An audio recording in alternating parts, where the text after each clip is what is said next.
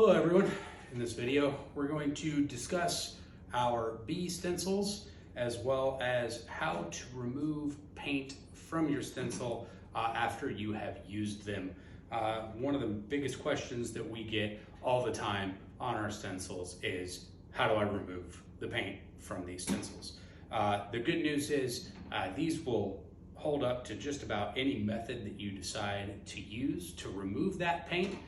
Whether it be some kind of solvent or some kind of burnishing brush, scraper, whichever you might prefer to use.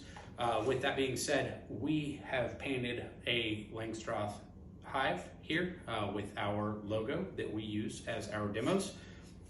As you can see, we do offer our stencils in 3 different sizes. Those of you that have the 8 frame box on the narrow side, we have you covered as well. And then we have our standard front side of the box and then the side of the box or the wider side of the box style stencils. So with that being said, we'll move right into how do I get the paint off these things.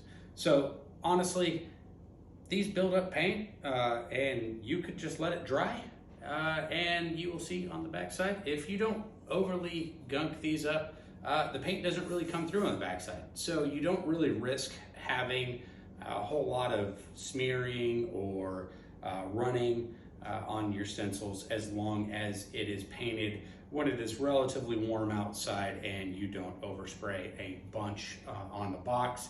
As you can see, one of the bees up here has a little bit of dripping behind. We painted this, it's about 20 degrees outside here in Oklahoma right now. And that therefore it's just gonna run a little bit more. We also used a professional style paint on it, so it comes out a little bit more.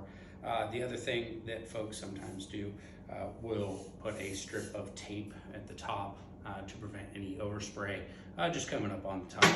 That is always an option as well. As you can see, didn't get a whole lot of overspray on the top there. But if that is a concern of yours, you absolutely can put a piece of tape up there. That will help prevent anything from getting on the top side of these deep sized boxes. If you're spraying mediums, you don't really have that concern. This whole size stencil, it's about 6 inches tall. It will roughly take up the whole space from the top of the box to the bottom of the box. So nothing to worry about there. So like I said, this video though is primarily how do I get my paint off. So a couple examples here. When we painted these boxes, I did both sides of the box with this stencil, and then I just simply took a paper towel before the paint was really that dry on the stencil, just wiped it off.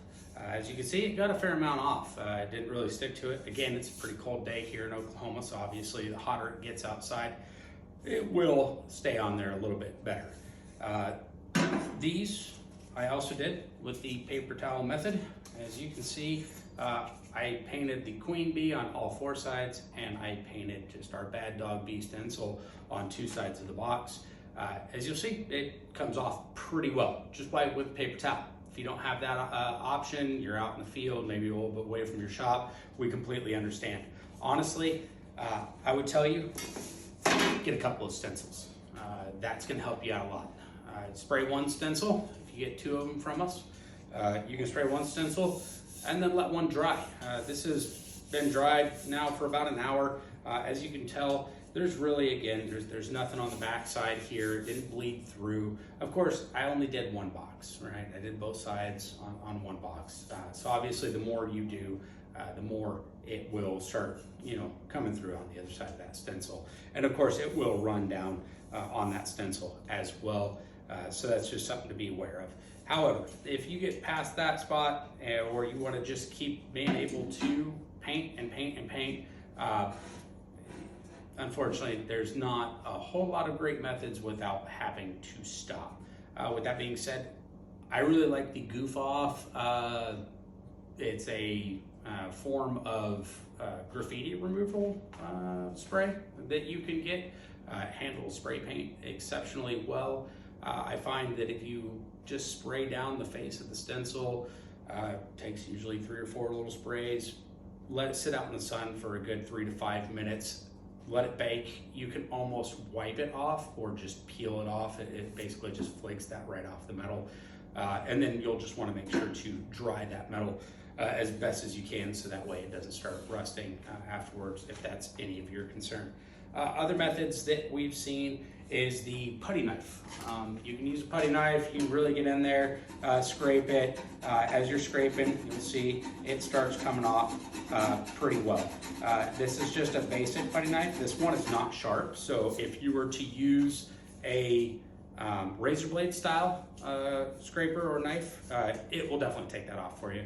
You're at no risk of damaging the metal or messing up your stencil by doing that. We personally, I use a couple of power tools. If you got yourself an angle grinder laying around, we use a knotted cut brush. Knotted cut brush will take this off pretty easily, pretty quickly. We also use a burnishing brush. Flat discs work as well. They just get kind of gunked up with the paint, so I don't really recommend those. It'll kind of take a little bit longer for you. And really, folks, that's honestly it. If you come up with a different method that you believe is better, that's awesome. I've seen some folks use vinegar mixes and just put them in a bucket. That works for folks, but I say be creative. Think outside the box if that's what works for you, especially for those of you that will be doing this out in the field and not in the comfort of a shop. Thank you all for watching. Feel free to leave some comments, questions, and we will get back to you. Thanks.